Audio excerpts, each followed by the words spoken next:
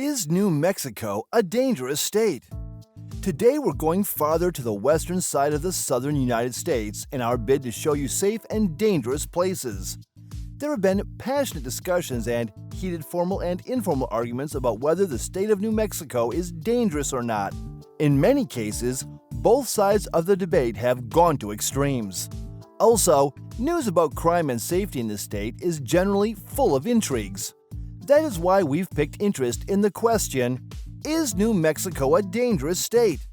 You can be sure that we, as usual, are going to be dispassionate in our analysis of the available data, so that our answer to the question is balanced.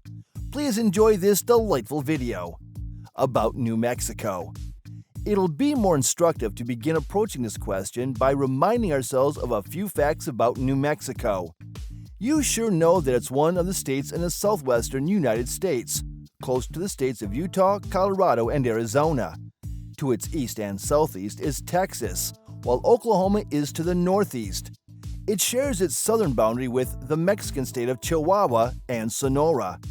Nicknamed the State of Enchantment, New Mexico is the fifth largest state by area, totaling 121,591 square miles. With just over 2.1 million residents, however, it's the 36th most populous state and 46th most densely populated in the whole of the United States. The largest city in the state is Albuquerque, while its capital is Santa Fe, coincidentally the oldest state capital in the U.S. Today, it is a major art city. Can a state with a lot of enchantments have cities that give it a terrible reputation as dangerous? Time will tell as you continue following along. Is it really dangerous?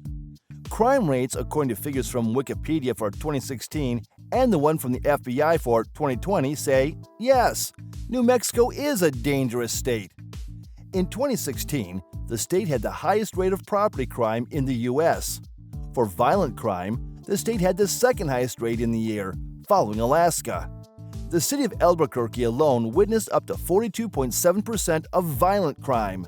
Some 47% of property crime in the state took place in Albuquerque, whereas only 27% of the population lives in the city. Analysis of the latest crime data from the FBI for the year 2020 shows that New Mexico is the #1 most dangerous state in the U.S. It further shows that the violent crime rate in New Mexico is the second highest in the country. It's 100.69% worse than the U.S. average violent crime rate. The property crime rate in New Mexico ranks highest in the country. It's 45.13% worse than the United States average property crime rate. But now, let's look at the breakdown of each crime per capita. New Mexico per capita crime rates. What will be analyzed here will be the FBI figures for 2020. The total number of crimes committed in the year was 76,252. That gives a rate of 3,620.2 crimes per 100,000 residents. This is a lot higher than the nation's crime rate of 2,346 per 100,000 Americans. From this figure alone, is New Mexico a dangerous state? We leave the answer to your judgment. But please wait, let's analyze each crime per capita. There were 164 cases of murder in New Mexico during the year, giving a rate of 7.8 incidents per 100,000. The murder rate for the whole country was 6.5 per 100,000, showing that the state is more dangerous for murder. For robbery, the state is also more dangerous. It recorded 2,086 cases, giving a rate of 99 robberies per 100,000, while the national rate was 73.9 per 100,000. For aggravated assault, the case is worse. While there were 12,973 incidents in the year, the rate was 615.9 per 100,000. This is way too high, considering the fact that the rate for the whole country was 279.7 per 100,000. As mentioned earlier, the violent crime rate in the state is the second highest in the whole country. As many as 16,393 violent crimes were committed in the state during the year, giving a rate of 778.3 crimes per 100,000 people. The rate for the country was just 387.8 per 100,000.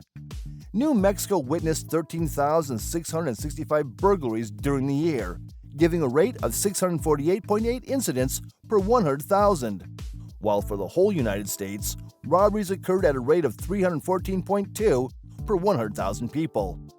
The incidents of larceny in the state were also noticeably high. There were 37,188 larcenies in the state, with a rate of 1,765.5 per 100,000, while it was 1,398 per 100,000 for the entire country. As many as 9,006 cars were thieved in the state during the year, giving a rate of 427.6 car thefts per 100,000, while the rate was 246 per 100,000 for the whole country. Before we pause on this, let's talk about property crime, the most common crime in New Mexico, ranking it the most dangerous.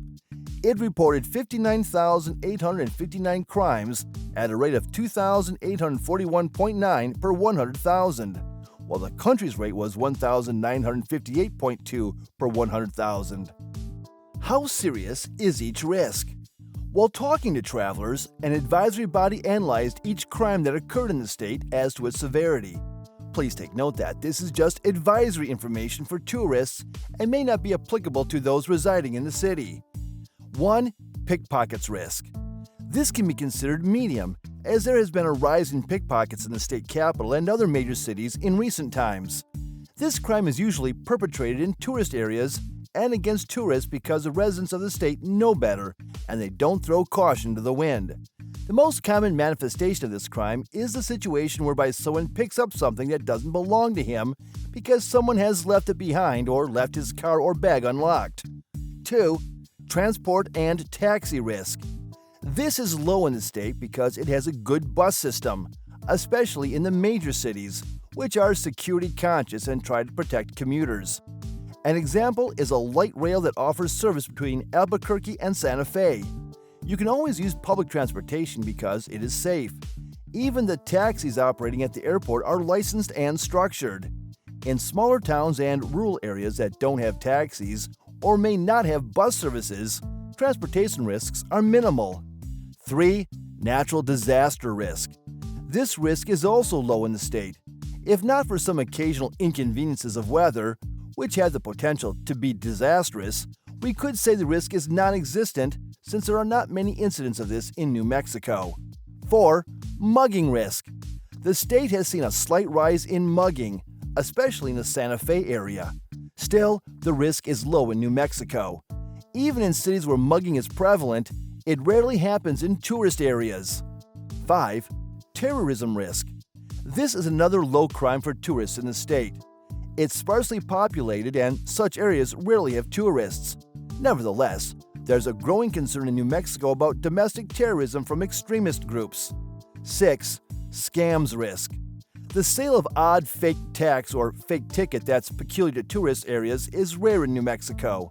The most common scam tourists fall for in the state is through telephone calls that usually target elderly people and lure them into disclosing their personal information.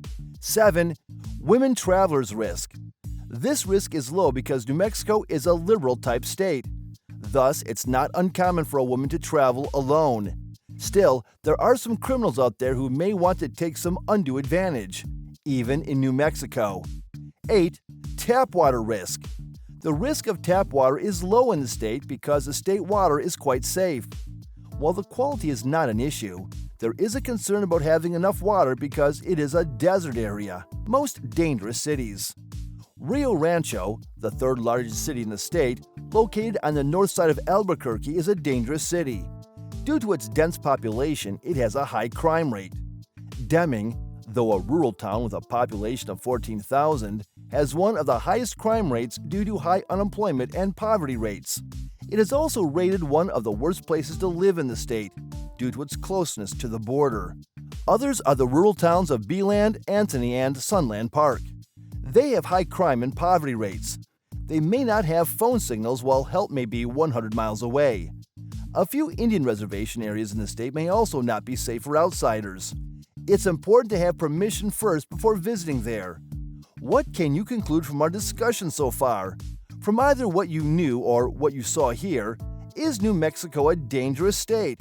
Please, let's have your comments. Thank you for watching this video. Please don't forget to subscribe and turn on the notification bell.